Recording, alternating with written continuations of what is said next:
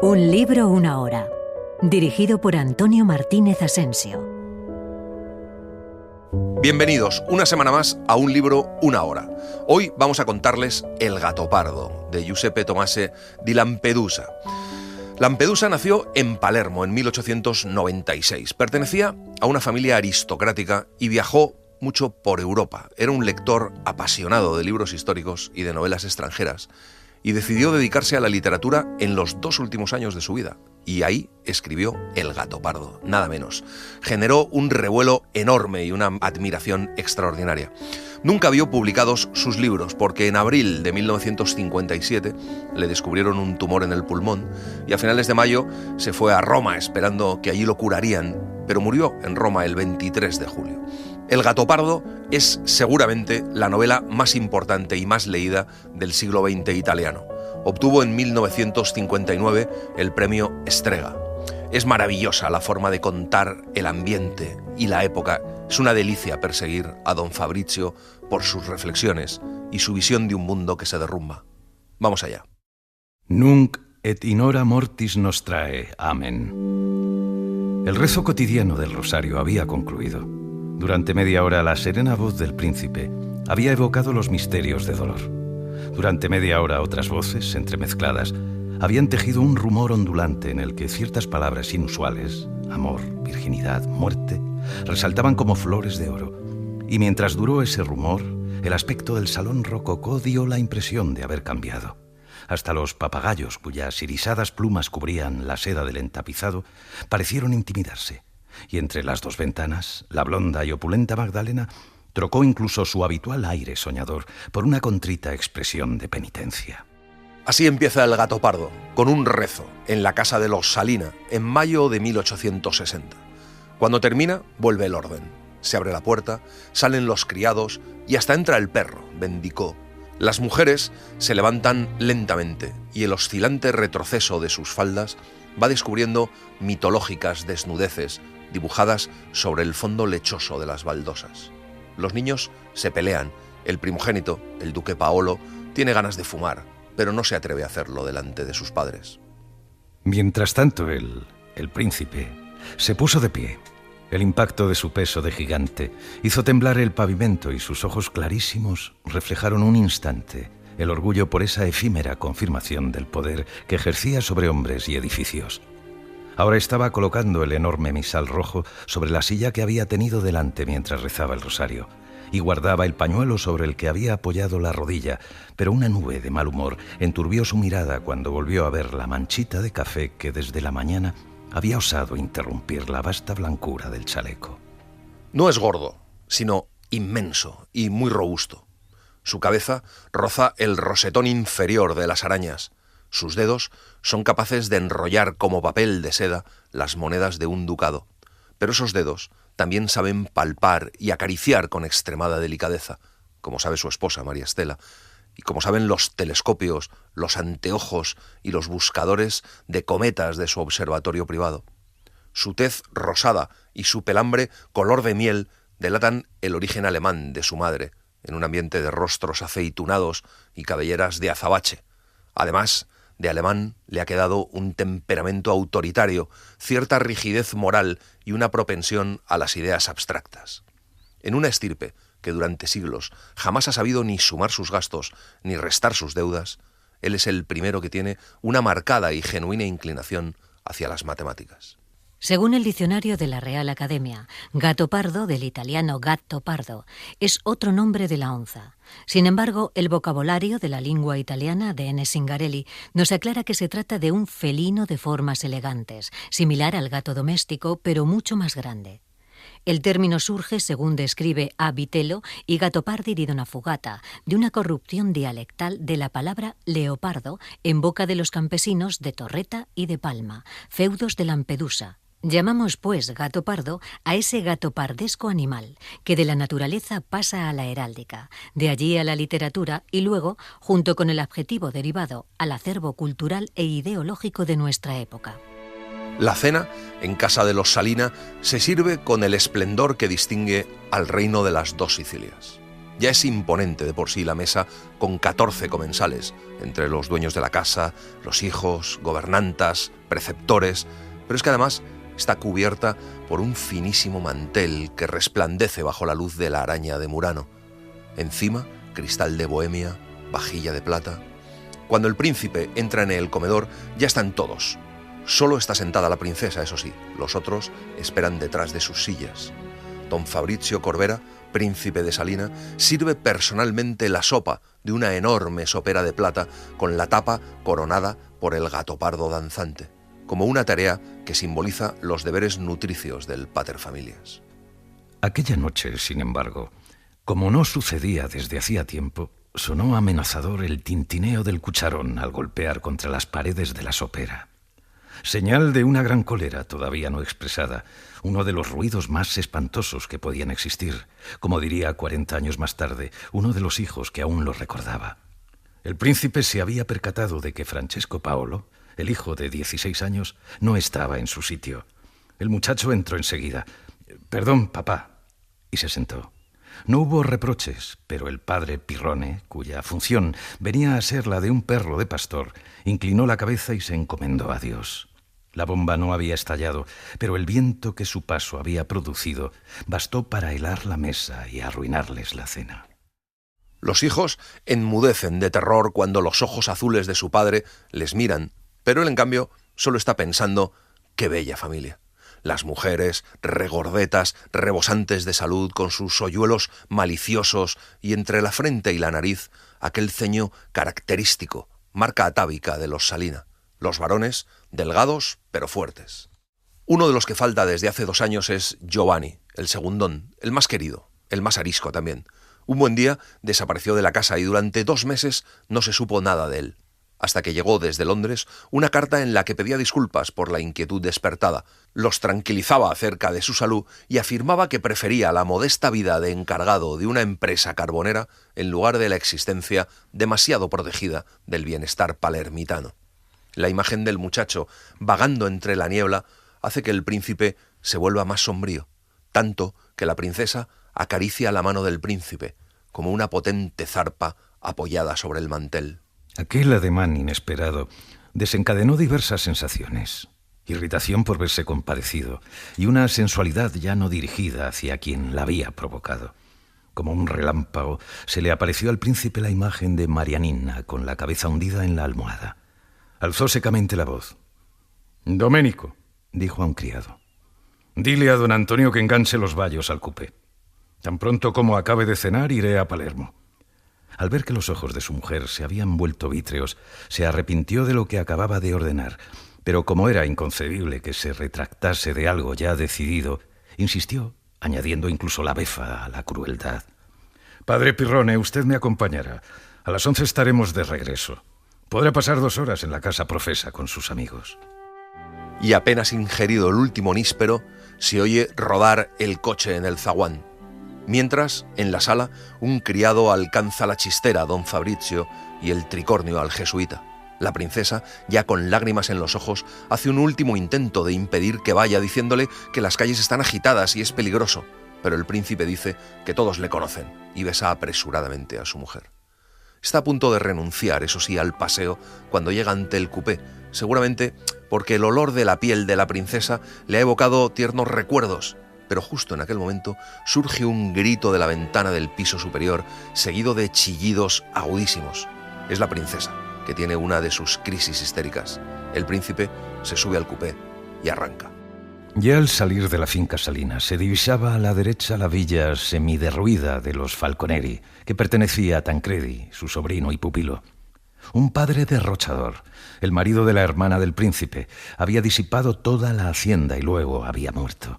Había sido una de aquellas ruinas totales en las que se hacen fundir hasta los hilos de plata de los galones de las libreas.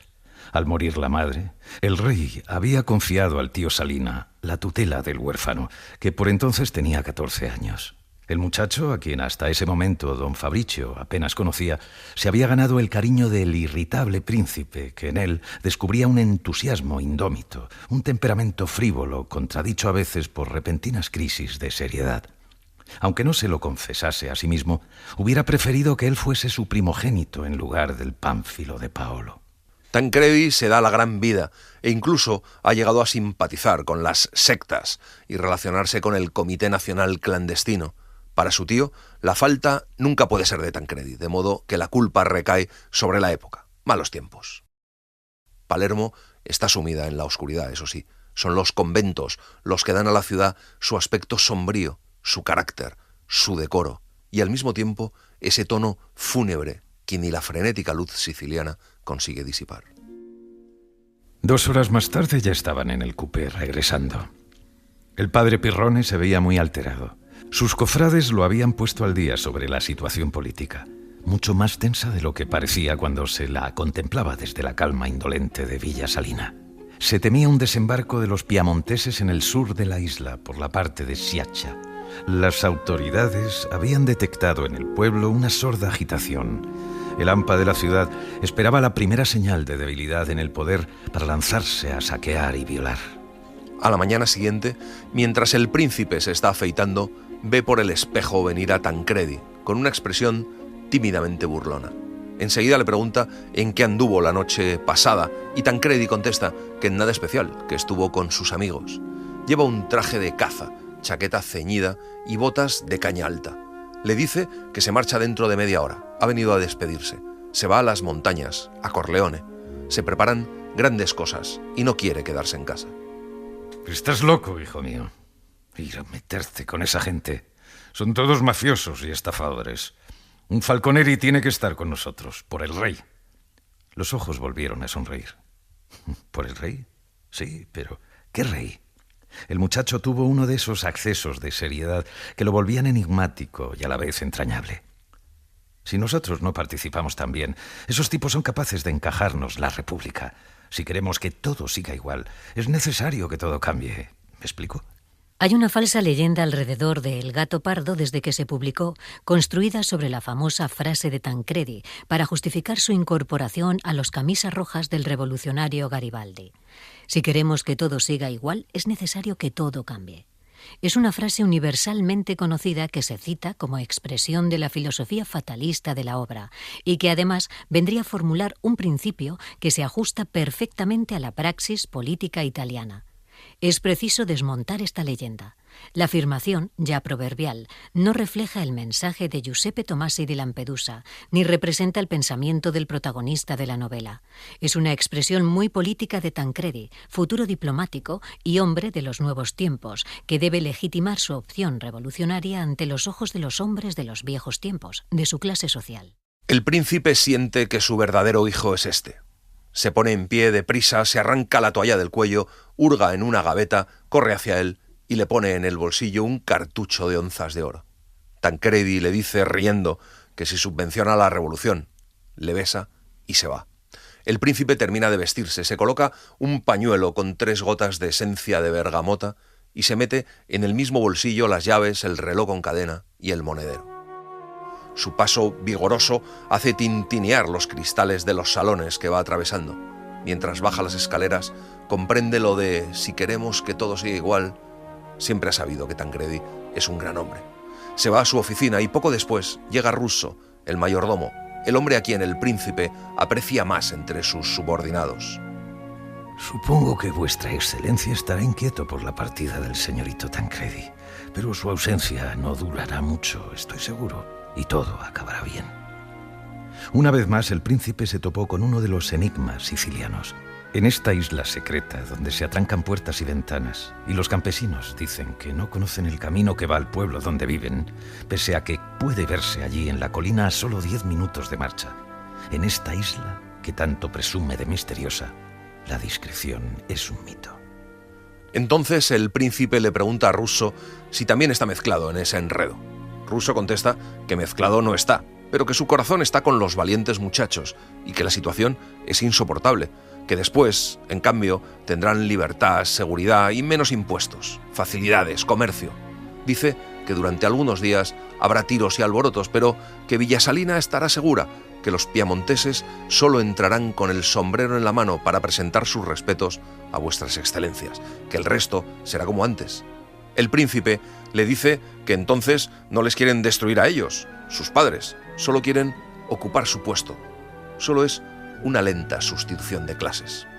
Suena la campanilla de la comida. Un inusual clima de sosiego se esparce por la casa. La comida del mediodía transcurre sin sobresaltos. En la oficina, a donde don Fabrizio vuelve una vez concluida la comida, se encuentra a Paolo, el primogénito, que le pregunta cómo deben comportarse con Tancredi cuando regrese. El padre se irrita y le dice que más vale hacer lo que hace Tancredi que pasarse el santo día contemplando la bosta de los caballos, y luego le echa porque quiere dormir la siesta. Cuando se despierta, lee en un periódico la noticia del desembarco de gente armada en la playa de Marsala, 800 hombres al mando de Garibaldi. El nombre de Garibaldi lo turba un poco. ¡Los árboles! ¡Ya se ven los árboles! El grito partió del primer coche y se fue repitiendo en los otros 4, casi invisibles tras la blanca nube de polvo, y en todas las ventanillas rostros sudados expresaron satisfacción y fatiga. Los árboles en realidad eran solo 3, los 3 eucaliptos más contrahechos que jamás pariera la madre naturaleza. Pero también eran los primeros que se divisaban desde que a las 6 de la mañana la familia Salina partiera de Bisaquino. En agosto, la familia se desplaza al palacio de Dona Fugata, el feudo preferido del príncipe. Es un viaje largo y agotador. Atraviesan pueblos pintados de azul pálido, alelados de espanto, puentes de singular magnificencia tendidos sobre riachos totalmente secos. Todo está blanco de polvo. Las pestañas, los labios, las colas, blancuzcas nubecillas se alzan en torno a las personas que, concluida la etapa, se sacuden el polvo unas a otras. Entre toda aquella suciedad, destacaba aún más la cuidada elegancia de Tancredi. Había hecho el viaje a caballo y, como hacía media hora que estaba en la alquería, le había sobrado tiempo para quitarse el polvo, lavarse y ponerse otra corbata blanca. Al sacar agua de aquel pozo que prestaba servicios tan diversos, había aprovechado para examinarse en el espejo del cubo y todo le había parecido en orden. La venda negra sobre el ojo derecho, que ya servía más para recordar que para curar la herida de la ceja, ganada hacía 3 meses en los combates de Palermo. Nunca, como en aquellos últimos días, le alegra tanto al príncipe la perspectiva de pasar 3 meses en Dona Fugata. El espectáculo que ha ofrecido Palermo en los 3 últimos meses casi lo ha asqueado. Todos los palermitanos parecen felices, eso sí, se pasean adornados con escarapelas tricolores, hacen manifestaciones todo el día y sobre todo hablan, arengan, declaman. Y si en los primeros momentos aquellas carnavaladas podían estar justificadas, el príncipe piensa que pasado el tiempo le parecen estúpidas y grotescas. El gato pardo no es una novela de hechos, sino de ideas. Los hechos se exponen según los cánones de la narración tradicional para ilustrar una realidad sobre la cual el libro ejerce su crítica, modificando la forma de su representación general y rompiendo así con la forma canónica, cerrada, para adoptar un esquema abierto, conforme a la visión moderna de la creación literaria. En el panorama de la cultura italiana de la época, esta forma expresiva típica de la modernidad todavía no se había expresado en una obra. Los piamonteses, como les llama el príncipe para tranquilizarse, otros les llaman garibaldinos para ensalzarlos o garibaldescos para insultarlos, se presentaron ante él acompañados por Tancredi, y su general cenó con ellos y les proporcionó, entre otras cosas, los salvoconductos para desplazarse. Al otro lado del pequeño puente, rodeadas por una decena de campesinos, esperaban las autoridades. Cuando los coches entraron en el puente, la banda municipal atacó con frenético ímpetu el Noi siamo Zingarelle, extravagante y afectuoso saludo con el que desde hacía varios años Donna Fugata recibía a su príncipe. Inmediatamente después, las campanas de la iglesia mayor y del convento del Santo Espíritu, advertidas por algún chavalillo que estaba al acecho, colmaron el aire con su estruendo festivo. Gracias a Dios. Todo parece como de costumbre, pensó el príncipe al descender del coche. Saluda a las autoridades, entre ellos a don Calogero Sedara, el alcalde, y como exige una antiquísima costumbre, antes de poner los pies en la casa, tienen que asistir a un Te Deum en la iglesia mayor. La princesa invita a cenar aquella noche al alcalde, al arcipreste y al notario. El alcalde sorprende diciendo que asistirá con su hija Angélica. Ya en palacio, don Fabrizio despacha con el administrador, don Onofrio, una de las pocas personas a quienes el príncipe estima y quizá la única que jamás le ha robado, y luego se va a dar un baño. Pero cuando está quedándose dormido en el agua tibia, llaman a la puerta. Domenico, su ayuda de cámara, entra temeroso y le dice que el padre Pirrone desea verle enseguida. Aquella prisa del jesuita asustó a don Fabrizio. Un poco por eso y otro poco por respeto al hábito sacerdotal, se apresuró a salir del baño. Pensó que alcanzaría a ponerse el albornoz antes de que entrara el padre Pirrone, pero no lo hizo a tiempo. Cuando el clérigo entró, el agua jabonosa ya no lo cubría, pero aún no se había puesto el efímero sudario, de modo que allí estaba, totalmente desnudo, erguido como el Hércules Farnesio, y además humeante, con el agua que le corría por el cuello, los brazos, el vientre, los muslos, como el Ródano, el Rin y el Danubio atraviesan y riegan las cumbres alpinas. El jesuita le cuenta que le han encomendado una misión delicada. Se trata de la señorita Concheta. Está enamorada. El príncipe no entiende por qué ha ido a contarle esas cosas al cura en vez de a él, dando por supuesto de quién está enamorada, pero le pregunta al jesuita qué debe hacer, a lo que el párroco contesta que la Iglesia siempre ve con muy buenos ojos el deseo de fundar una familia cristiana. El príncipe quiere mucho a Concheta, le gusta su carácter obediente, la placidez con que acepta las más odiosas manifestaciones de la voluntad paterna, pero el cariño que siente por Tancredi es aún mayor. Admira su inteligencia, esa capacidad para adaptarse con rapidez, esa perspicacia mundana, el dominio innato del matiz. Según él, tiene un gran futuro por delante. Podría convertirse en el abanderado de un eventual contraataque de la nobleza, vestida con otros uniformes, contra el nuevo orden social. Para eso solo necesita una cosa: dinero, porque Tancredi no tiene ni un céntimo. Y el príncipe duda que Concheta, con todas sus virtudes pasivas, fuera capaz de ayudar a un marido brillante y ambicioso. Además, tendría una dote, desde luego, pero la fortuna de la casa de los Salina deberá dividirse en 8 partes, y en partes no iguales. A las muchachas solo les corresponderán las más pequeñas. De pronto sintió frío. El agua que le quedaba sobre el cuerpo se estaba evaporando y tenía la piel de los brazos helada. Empezaba a arrugársele la punta de los dedos. Y cuántas conversaciones molestas le esperaban. Debía evitar... Ahora tengo que vestirme, padre. Por favor, dígale a Concheta que no estoy enfadado, pero que volveremos a hablar de todo esto cuando estemos seguros de que no se trata de meras fantasías de muchacha romántica. Hasta luego, padre. Se puso en pie y pasó al tocador. El príncipe siempre ha insistido en que la primera comida en Dona Fugata debe ser un acontecimiento solemne. Los hijos menores de 15 años son excluidos de la mesa. Se sirven vinos franceses. Antes del asado se bebe el ponche a la romana. Los criados llevan peluca empolvada y calzón corto. Solo en un detalle transige don Fabrizio. Renuncia al traje de etiqueta para no poner en un apuro a los invitados. Los invitados van llegando poco a poco. Don Calogero se ha puesto un frac, avanza hacia la princesa con la mano tendida y enguantada y le dice que su hija está terminando de arreglarse y que llegará en un instante. El instante duró 5 minutos. Luego se abrió la puerta y entró Angélica. La primera impresión fue de sorpresa y deslumbramiento. Los Salinas se quedaron sin respiración. Tancredi llegó a sentir el latido de las venas en las sienes. Aturdidos por tanta belleza, los hombres no fueron capaces de observar, de analizar los no pocos defectos que aquella belleza encerraba. Serían muchos los que jamás estarían en condiciones de llevar a cabo ese examen crítico. Era alta y, para un criterio no demasiado exigente, bien formada. A juzgar por su aspecto, la piel debía de saber a nata fresca, la boca infantil a fresa. Bajo la mata de cabellos color noche, rizados en suaves ondulaciones, los ojos verdes asomaban inmóviles como los de las estatuas y, como ellos, también un poco crueles. Avanzaba lentamente entre las ondas de su amplia falda blanca y toda su persona expresaba la calma invencible de la mujer segura de su belleza. No hace caso de don Fabrizio, que acude a saludarla. Deja atrás a Tancredi, que sonríe embelesado. Ante la butaca de la princesa, hace una leve inclinación y por un instante aquella manera de rendir homenaje, inusual en Sicilia, hace que el atractivo del exotismo se sume al de la belleza campesina. La princesa no da crédito a sus ojos. De hecho, recuerda a la chiquilla de 13 años desaliñada y feucha y no logra compaginar aquella imagen como la de la adolescente voluptuosa que tiene delante.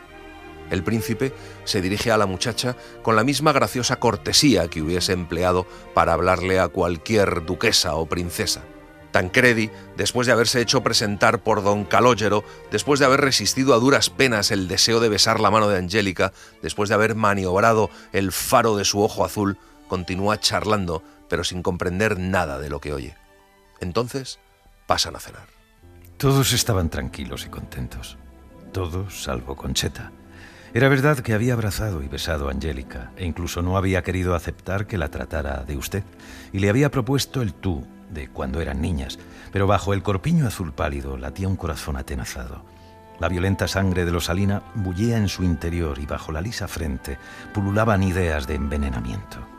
Tancredi estaba sentado entre ella y Angélica y con la esmerada solicitud de quien se siente culpable repartía equitativamente miradas, cortesías y bromas entre ambas compañeras de mesa. Pero Concheta percibía, sentía de un modo instintivo la corriente de deseo que pasaba de su primo a la intrusa y la arruguilla que tenía entre la frente y la nariz adquiría un aire feroz. Su deseo de matar rivalizaba con su deseo de morir. Concheta percibe la gracia vulgar del meñique derecho de Angélica, que levanta cada vez que coge la copa.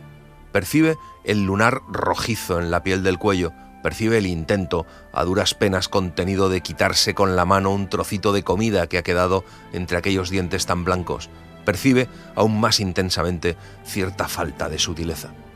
Tancredi también lo percibe, pero se deja arrastrar por el estímulo físico que aquella hembra bellísima ofrece a su ardor juvenil y también por la excitación contable, por llamarla así, que la muchacha rica provoca en su cerebro de hombre ambicioso y pobre. Angélica los visitaba casi todos los días, más seductora que nunca, acompañada por el padre o por una criada de mala sombra. Oficialmente venía para ver a sus amigas, las muchachas, pero en realidad el punto culminante de esas visitas era cuando con aire indiferente dejaba caer la pregunta: ¿han llegado noticias del príncipe? En boca de Angélica, la palabra príncipe no designaba, a su persona, a don Fabricio, sino al capitanejo garibaldino. Y aquello provocaba en Salina un curioso enredo de sentimientos donde los hilos de algodón de la envidia sensual se mezclaban con los hilos de seda de la satisfacción al comprobar que los planes de su querido Tancredi iban viento en popa. Sentimientos, en resumidas cuentas, desagradables. Siempre es don Fabricio quien responde a la pregunta, pero la sensación de encontrarse prisionero de una situación que evoluciona más rápido de lo previsto es particularmente intensa aquella mañana. La noche anterior ha llegado la última carta de Tancredi en la que le cuenta noticias políticas y sueños, como entrar en Roma dentro de poco, y le pide que negocie con don Calogero su boda, todo ello envuelto en grandes palabras.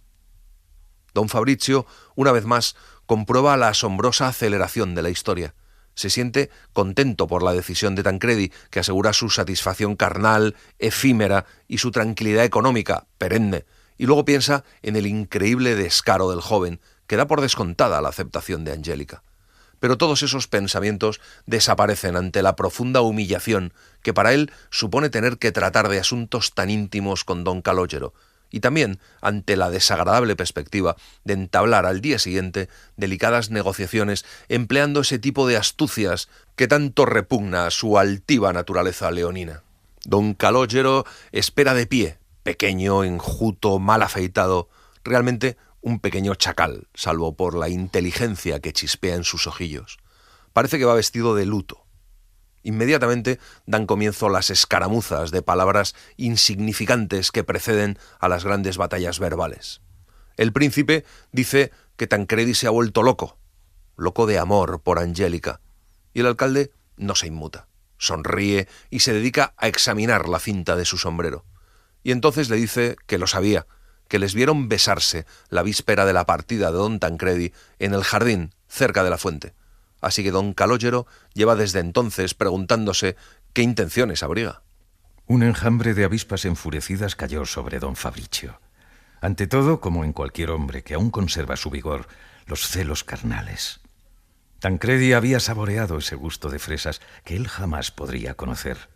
Luego, un sentimiento de humillación social, el de encontrarse en la posición del acusado y no en la de quien anuncia la buena nueva. En tercer lugar, un profundo disgusto personal, el de quien creía que controlaba a todo el mundo y de pronto descubre que muchas cosas suceden sin que él lo sepa.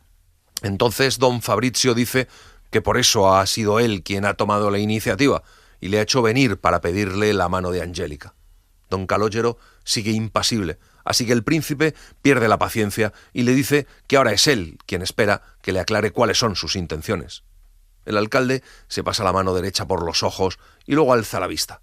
Son unos ojos llenos de candidez, inundados de asombro, como si realmente, con aquel ademán, se los hubiera cambiado. Disculpe, príncipe. Esa fulmínea omisión de la excelencia le indicó a don Fabrizio que todo se había consumado felizmente. Pero la grata sorpresa me había dejado sin palabras. Con todo, soy un padre moderno y solo podré darle una respuesta definitiva cuando haya interrogado a ese ángel que es el consuelo de nuestra casa. Sin embargo, también sé ejercer los sagrados derechos de un padre. Conozco todo lo que sucede en el corazón y en la mente de Angélica y creo estar en condiciones de decir que el afecto de don Tancredi, que tanto nos honra a todos, es sinceramente correspondido. Don Fabrizio se siente invadido por una profunda emoción. Lo más importante está hecho. Tras ese sentimiento de liberación, empieza a aflorar el afecto por Tancredi. Se imagina los azules ojos rasgados brillando al leer la agradable respuesta. Su fantasía, mejor dicho, su memoria, evoca los primeros meses de un matrimonio de amor, durante los cuales los delirios y las acrobacias de los sentidos cuentan con el apoyo y el estímulo de todas las jerarquías angélicas que los contemplan con una mezcla de asombro y benevolencia. Más lejos aún, entrevé la vida segura, la posibilidad de que Tancredi desarrolle sus talentos porque, sin aquel matrimonio, la falta de dinero le cortaría las alas. El noble se puso de pie. Avanzó hacia un atónito don Calogero. Lo levantó de la butaca y lo estrechó contra su pecho. Las cortas piernas del alcalde quedaron suspendidas en el aire. En aquella habitación de un remoto pueblo siciliano cobró realidad una especie de estampa japonesa en la que un peludo moscardón colgaba de un enorme iris violáceo. Cuando don Calogero volvió a pisar el suelo, don Fabrizio pensó: lo que tengo que hacer es regalarle un par de navajas de afeitar inglesas. Esto no puede seguir así. Don Fabrizio le habla entonces de la familia, de Tancredi, de la antigüedad de la casa Falconeri y, al fin, de la situación económica de su sobrino, que no condice con la grandeza de su nombre. Ha perdido casi todas sus posesiones y solo le queda la mansión cercana, cuya habitación, en mejor estado, solo podría servir de corral para las cabras. Don Calogero lo sabe perfectamente y confirma su intuición de que Tancredi es un joven astuto y oportunista, pero lo único que hace falta en la casa de don Calogero es alguien dotado de astucia y sentido de la oportunidad. Así que primero dice que el amor lo es todo, y luego habla de la dote de su hija, porque cree que es justo que los jóvenes sepan con qué pueden contar de inmediato. En el contrato matrimonial inscribirá a nombre de su hija 2 feudos, y el día de la boda le entregará al esposo 20 saquitos de tela con 1000 onzas cada uno. Lampedusa aborda la problemática de la historia valiéndose de la invención de un personaje, el gato pardo, quien, confrontado a los cambios históricos, los aborda sin actuar en contra o a favor, sino meditando sobre ellos, a fin de preservar y afirmar, independientemente de ellos, su irreductible identidad de persona en el fondo rebelde a los cambios impuestos, tanto por la naturaleza como por la historia. Conceptualmente, el príncipe está dispuesto a acoger las transformaciones, pero existencialmente no se adhiere a ellas. El gato pardo no es una novela histórica, sino una novela sobre la problemática de la historia. No es la reconstrucción rememorativa e ilustradora del gozo de vivir propio del pasado, sino que se refiere a la cuestión de los cambios de época, en este caso vividos por una persona que debe cuestionarse su identidad a raíz de las transformaciones de su presente, porque ya no puede pertenecer a él, porque su esencialidad ya no cabe en el entorno histórico. Al multiplicarse los contactos tras el compromiso nupcial, don Fabricio comenzó a sentir una singular admiración por los méritos de Sedara. Acabó habituándose a las mejillas mal afeitadas, al acento plebeyo, a los trajes extravagantes y al persistente aroma de sudor, y estuvo en condiciones de apreciar la rara inteligencia de aquel hombre. Muchos problemas que al príncipe le parecían insolubles, don Calogero los resolvía en un abrir y cerrar de ojos. Liberado de las 1000 trabas que la honestidad, la decencia e incluso la buena educación suelen imponer a las acciones de muchos otros hombres, el alcalde avanzaba por el bosque de la vida con la seguridad de un elefante que, arrancando árboles y aplastando madrigueras, camina en línea recta sin advertir ni siquiera los arañazos de las espinas y los gemidos de sus víctimas. En don Calogero, aquellas visitas más frecuentes al príncipe también han producido sus efectos. Hasta aquel momento, solo se ha encontrado con aristócratas en reuniones de negocios que le han llevado al convencimiento de que la aristocracia solo está integrada por hombres oveja, que existen únicamente para entregar la lana de las propiedades a sus tijeras de esquilar. Pero cuando conoce al Tancredi de la época posgaribaldina, se encuentra con un joven noble tan duro como él, capaz de cambiar en condiciones bastante ventajosas sus sonrisas y sus títulos por encantos y bienes ajenos. Además, se encuentra con una tendencia a buscar la forma de vida en lo que surge de él mismo y no en lo que le pueda quitar a los demás. Comprende lo agradable que puede resultar un hombre bien educado, porque en el fondo, este solo es alguien capaz de eliminar las manifestaciones desagradables de muchos aspectos de la condición humana. Poco a poco, don Calogero fue entendiendo que una comida compartida no tiene por qué ser un huracán de ruidos masticatorios y de manchas de grasa, que una conversación puede muy bien no parecerse a una pelea entre perros, que conceder el paso a una mujer es señal de fuerza y no, como él creía, de debilidad, que se puede obtener más de un interlocutor diciéndole «no he sabido explicarme», que «usted no ha entendido ni jota», y que cuando se emplea ese tipo de recursos, los alimentos, las mujeres, las conversaciones y los interlocutores resultan favorecidos, pero también se benefician quienes saben tratarlos con la debida delicadeza. La primera visita de Angélica, como prometida a la familia Salina, se desarrolla con arreglo a una dirección escénica impecable. La actitud de la muchacha es perfecta, hasta el punto de que parece obedecer ademán por ademán, palabra por palabra, a las indicaciones de Tancredi. En aquella época, las comunicaciones eran tan lentas que queda descartada esa posibilidad. Pero entonces hay que imaginar que dichas indicaciones son anteriores al compromiso oficial. Se alaba a Tancredi, se recuerdan hechos de la infancia y la juventud, y poco a poco hablan de Tancredi tal y como es en ese momento, el joven despabilado y solícito, siempre dispuesto a salir con una de aquellas ocurrencias que tenían la virtud de fascinar a quienes lo querían y de enfurecer a los demás. Pero Angélica no ama a Tancredi. Tenía demasiado orgullo.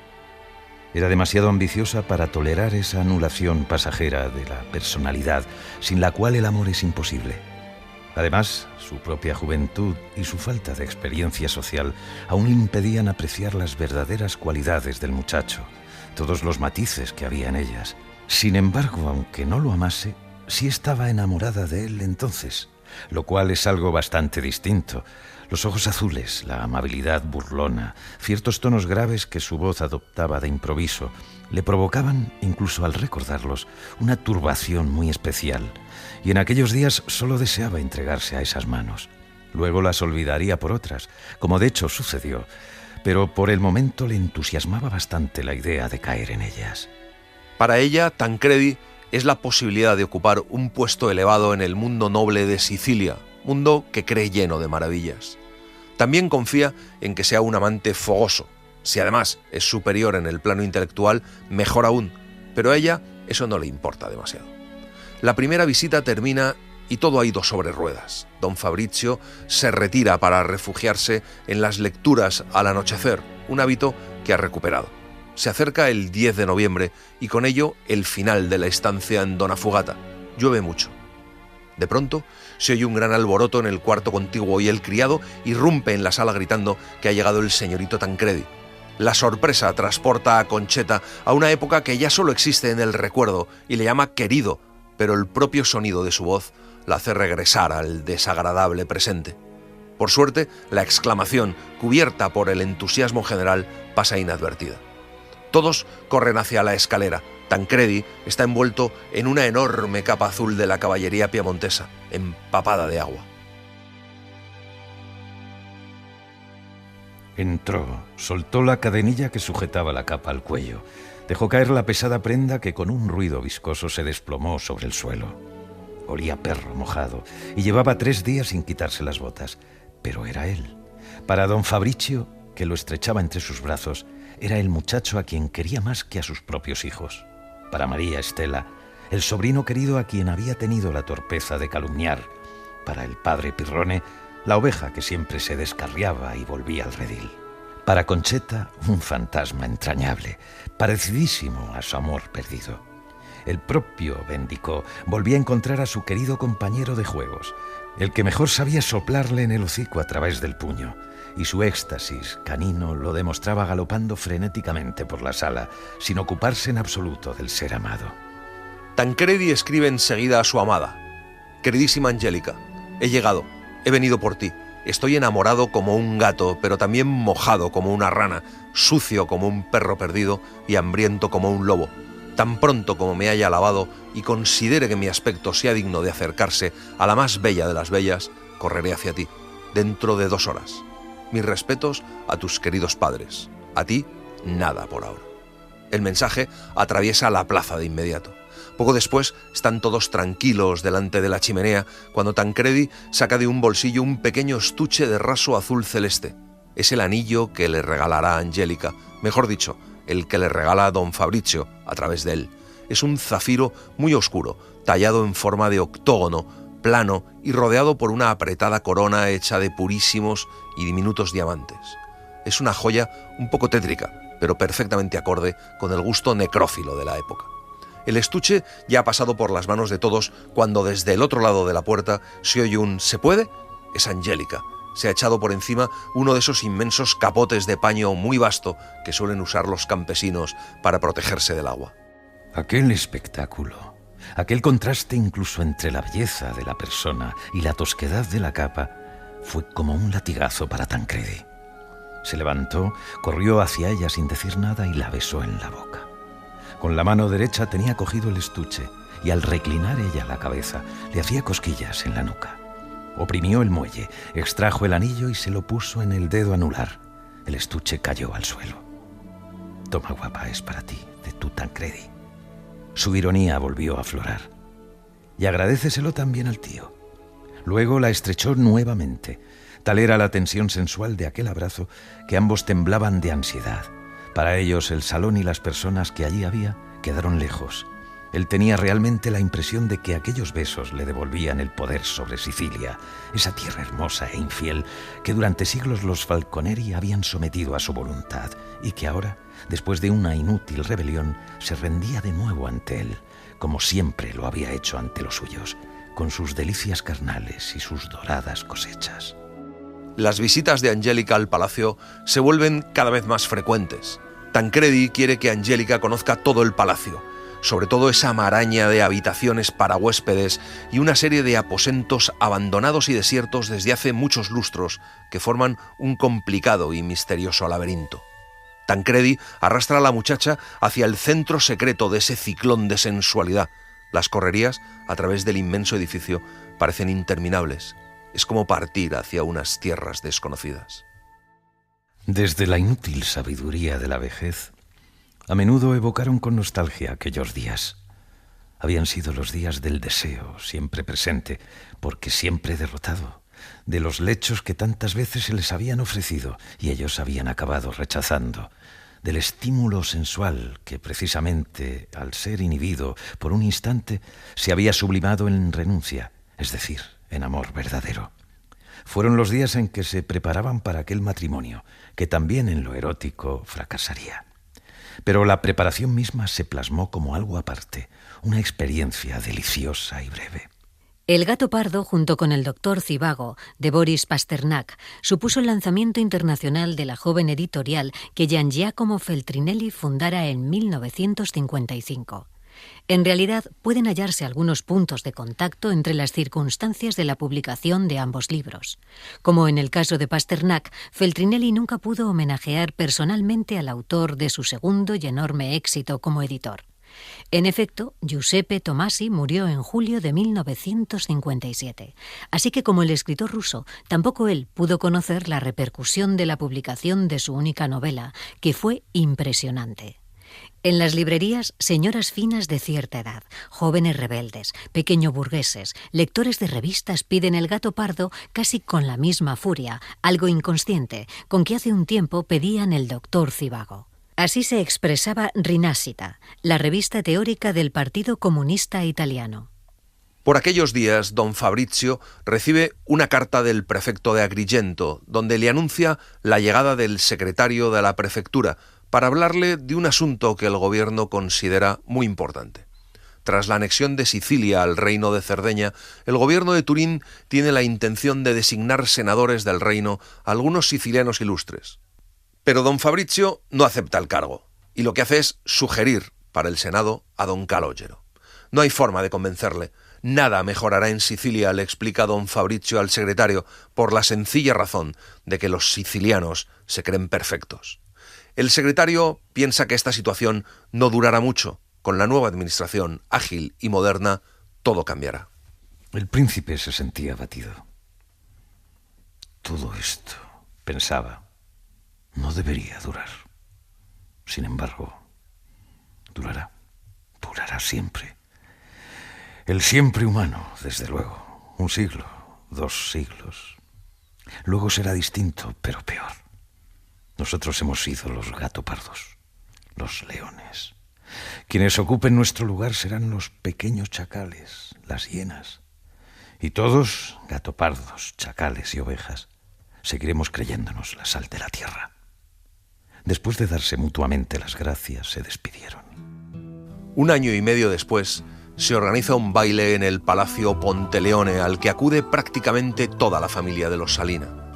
Palermo atraviesa uno de sus periodos de vida mundana y los bailes están a la orden del día. Las 200 personas que componen la buena sociedad no paran de reunirse, siempre las mismas, para felicitarse de que existen todavía. El baile en casa de los Ponteleone va a ser el más importante para todos, por el esplendor del linaje y del palacio, por el número de invitados, y en él se disponen a presentar en sociedad a Angélica. Y Angélica cosecha laureles. Jamás se la ve sola o distraída, jamás sus brazos se separan del torso, jamás su voz se alza por encima del diapasón del resto de las damas. La pareja, Tancredi y Angélica, es brillante y el baile termina sobre las 6 de la mañana. Don Fabrizio se ha sentido fuera de lugar, con ganas constantes de marcharse, como si ya no hiciera falta. En un momento se ha sentado en la biblioteca y ha visto un cuadro que le ha hecho pensar en su propia muerte. Era una sensación que don Fabrizio conocía desde siempre. Hacía decenios que sentía como el fluido vital, la facultad de existir, la vida en suma y quizá también la voluntad de seguir viviendo, iban retirándose lenta pero continuamente de él, como se agolpan y van pasando uno tras otro, sin prisa y sin pausa, los granitos por el estrecho orificio de un reloj de arena. En ciertos momentos de intensa actividad, de gran concentración, aquel sentimiento de pérdida continua desaparecía para volver a presentarse intacto en cualquier pausa, por breve que fuese, de silencio o introspección, como emerge un zumbido continuo en el oído o el tic-tac del reloj cuando calla todo el resto. Y entonces nos recuerda que siempre ha estado allí, vigilante, aunque no lo oyéramos. Han pasado 20 años desde el baile. El príncipe está sentado en una butaca, con las larguísimas piernas envueltas en una manta, en un balcón del Hotel Trinacria. Don Fabrizio no oye ruido alguno, salvo el sonido interior que produce su vida al retirarse. Pocas horas antes ha llegado de Nápoles y probablemente se ha desmayado porque no recuerda cómo ha llegado a un coche que le ha llevado al hotel. La sonrisa de Tancredi no es tan burlona e incluso parece teñida de melancólico afecto, lo que le depara la sensación agridulce de que el sobrino le quiere y de que sabe que está desahuciado, puesto que la ironía de siempre ha cedido su puesto a la ternura. Don Fabrizio se mira en el espejo del armario y casi no se reconoce, con las mejillas hundidas y la barba de 3 días. ¿Por qué ha decidido Dios que nadie muera con su propia cara? Pide que le dejen tranquilo, que quiere dormir. Logró volver la cabeza hacia la izquierda. Junto al monte Pellegrino se veía la hendidura en el círculo de montañas y más lejos las 2 colinas al pie de las cuales estaba su casa. Como no alcanzaba a divisarla, le pareció remotísima. Se acordó de su observatorio, de los anteojos ahora destinados a decenios de polvo, del pobre padre Pirrone, que también él era ya polvo, los cuadros de los feudos, los macacos del entapizado, el gran lecho de bronce en que había muerto su Estelucia.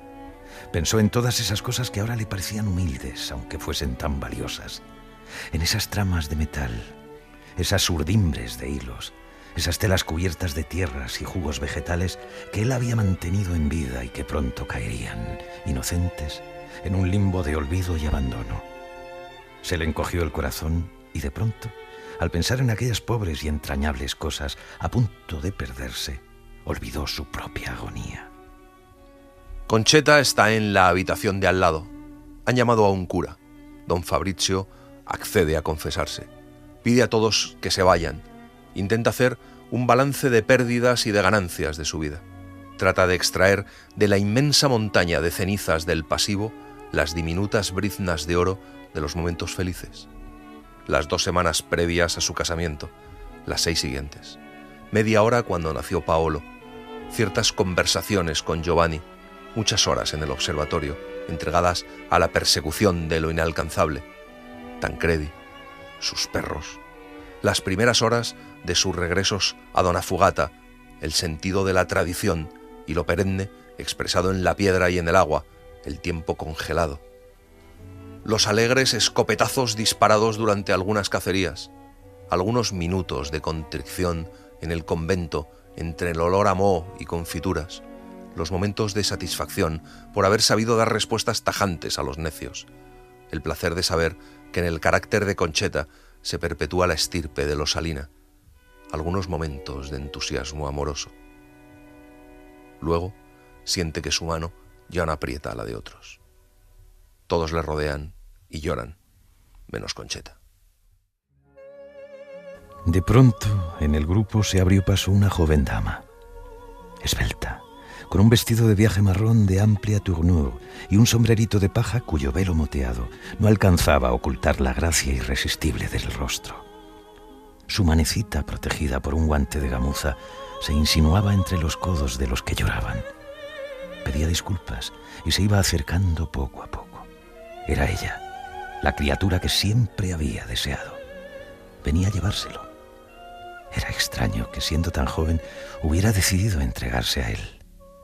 El tren debía de estar por partir. Cuando su rostro estuvo frente al suyo, levantó el velo y así, pudorosa, pero dispuesta a ser poseída, le pareció más bella aún que todas las veces que la había entrevisto en los espacios estelares. El fragor del mar cesó por completo.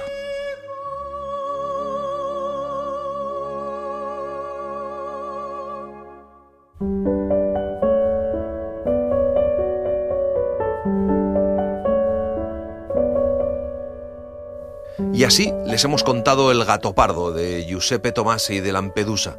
Hemos seguido la excelente edición de la editorial Anagrama, con traducción de Ricardo Poctar, que contiene una nueva edición revisada con prefacio de Gioacchino Lanza Tomasi y un posfacio de Carlo Feltrinelli, de los que hemos citado algunos fragmentos.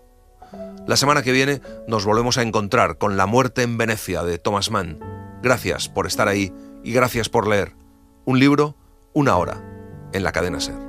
Un programa escrito y dirigido por Antonio Martínez Asensio, con la voz de Eugenio Barona y la participación de Olga Hernán Gómez. Realización de Mariano Revilla. Edición y montaje de sonido de Pablo Arévalo.